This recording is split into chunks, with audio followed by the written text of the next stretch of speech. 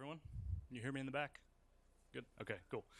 So my name's Max. I don't have, for the purposes of this talk, I don't have an affiliation. I have a day job, but it's not really related to this. So it's about creating genomes, the actual technical aspect of it. So right now, there's the first slide, but there's not much on it. We can just skip that.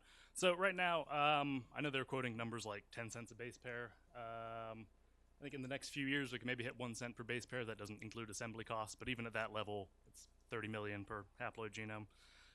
Plenty of room for improvements, I think. I hope.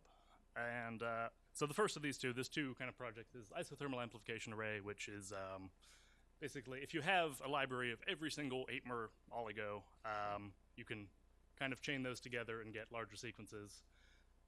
So what we do is, you can see down here, so it's about 65,000 of them, which, you know, we can do that in microarrays, or we have done. Everyone remembers microarrays, I assume.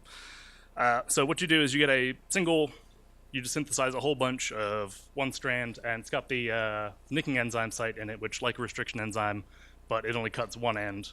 And from there you can add on an extra 8 base pairs onto the end of this thing, place those onto an array. Sorry, place it onto an array, and then you can do extension on it, probably, like with DNA microarrays.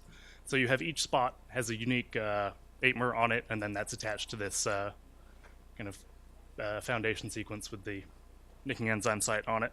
So we lay all those out, and then so what happens is you have put your DNTPs, your polymerase, nicking enzyme. Polymerase comes in, synthesizes the second strand. Nickase chops it off, and then the polymerase, which is strand displacing, comes in and pushes that one off, generates a new one. The cycle repeats itself until you have a pool of 8-mers floating around. And you can pull those off and do other stuff with those. They do need to be phosphorylated or not, as that will come up later. You can use those. They won't participate in a further ligation reaction, but they can use to guide the extension of other strands. So we take those oligos and we transfer them into ligation. So it's based on paper, which was, I thought, quite good. Basically, you just have one 8-mer kind of immobilized on a surface, and then if you feed in other 8-mers, as long as they have they're fully hybridized, a ligase will come in and ligate them together, and you can do this and kind of extend it ladder-like. And then it's pretty nice. It has, you know, if you make the reaction stringent enough, you can get pretty accurate base pairing. You know, if there's for some reason you have a shorter oligo or one with an error, it might not necessarily land on there. It'll get outcompeted by the correct oligo, and you can kind of extend this further and further and get some length of fragment. We don't know at the moment. So when they tried this in the original paper, this is just like wild type T4 ligase and just regular reaction conditions. They got about 128 base pairs pretty reliably, and this is double-stranded DNA, which is nice because it doesn't fold back in on itself and all that stuff. So we don't know at the moment how long we can make it, but it's worth looking at. And then down at the bottom, you can see this will come up later. If you have guide strands in there, aren't phosphorylated, they can still be used to guide the ligase because it needs that certain amount of double-strandedness to do the ligation. And you can generate single-stranded overhangs using that.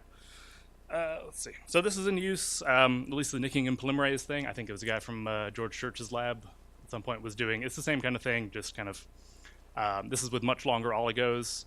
So it's just kind of to amplify traditional phosphoramidite synthesis, so you have more oligo to work with. And then here they're doing like overlap extension PCR, pretty traditional stuff. With the library, the 65,000-ish oligos minus ones that are like self-complementary, you at least have them all on hand. You just need to add the enzymes, the DNTPs, and just wait. And you can do that parallel if you want to. And then you have them all on hand, and to some degree, yeah, if you have a short oligo that will like perfectly match with itself, you can't use that one, but you can algorithmically determine the best way to assemble a sequence based off of that and try to get as long of a sequence as you can until you get a sequence that's not possible to be made with this. And there's room for traditional synthesis as well to bridge the gaps. So that's fun. And then the second one is recombinase-mediated assembly. So I should point out, everyone knows recombinases. It's usually site-specific, kind of Kree-LOX stuff, but this enzyme, UVSX, it's related to REC-A, if everyone knows REC-A, or like RAD, the RAD enzymes from yeast and humans. What they do is they're used in double-stranded break repair, but they will bind to a short sequence of single-stranded DNA and then kind of scan through double-stranded, other double-stranded DNA that's around. And then when they find a match, a very close match, they will displace the third strand on that double-stranded DNA and kind of shove in the single-stranded DNA. So here it's used for like isothermal PCR. You don't need to temperature cycle. You just have your amplicon here. The X, which is those yellow blobs, binds on the primer, and it just shoves the primer into the end of the amplicon, and then polymerase is able to access this now underhang and then synthesize a new strand, and there's a PDB image of it. So it's pretty cool. People are using it mostly for this kind of isothermal PCR stuff for low resource environments. You can do PCR without a PCR machine and then get enough amplicon to detect. And what we do instead is you have a fragment. Like I mentioned, there's the underhang on it. We don't know exactly how long these fragments are going to be, but it should be fairly flexible on that end. So we have the female and the male end, just for clarity's sake. So you have the X enzyme in there, coats the single-stranded overhang, and then it scans through. I'm not showing the scanning part, but it scans through all the double-stranded DNA in the reaction. When it finds the match, so that overhang has to match the female end of the other fragment, it places it in, displaces the third strand, and then ligase will hopefully ligate that at that end, and during that time or shortly thereafter, the exonuclease will come in, degrade that extra third strand that we have here, and then a ligase will come in and ligate that second strand, and then this now larger strand is probably also simultaneously participating in this kind of homology search reaction, and you eventually just throw them all in there and you get long stretch of DNA all fully assembled. So there's a lot of questions on making these enzymes work well, making sure all these parts work correctly, but there's a lot of room for improvement in the enzymes and the stoichiometry of the reaction. People are basically just using the wild type enzyme for a lot of these, and it works pretty well in other applications anyway. So this is, as I mentioned, it's Rec-A, so it's very similar to the double-stranded break repair. You have a break. Other enzymes chew back the sequence on the break, and then X, or in this case Rec-A, not shown here, will scan through the sister DNA and then find a match, and then it just does homologous recombination basically. So people have used Rec-A in DNA assembly in general, but it's basically just an improved tweak to Gibson. It's single strand to single strand, which these enzymes don't really do. They work much better scanning through double-stranded DNA. We haven't really figured that out yet, but we can still work with them. But this, basically it's right now with in vitro assembly. There's a few different methods. Everyone knows, Gibson, stuff like that, but you get a lot of weird side products that you can't easily separate out a lot of the time. You have scars and seams from restriction sites. You have a lot of antibiotic resistance genes you got to shove in there, which is kind of a pain. And then for pretty much all of them, you're relying on just passive base pairing, which is not that great. Well, I'm basically done. Sorry, I didn't see that sign.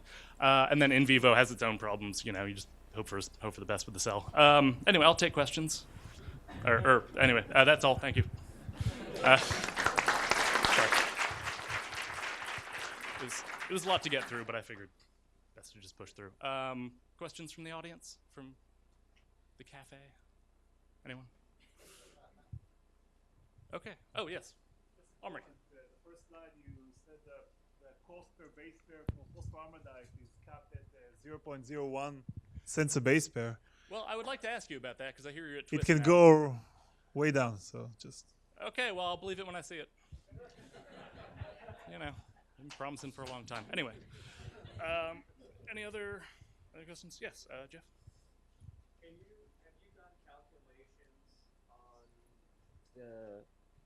Have you done calculations on the impact of mispaired ligation and how frequently you're going to have an error and how big of a problem this is going to be to really implement the 128-mer synthesis?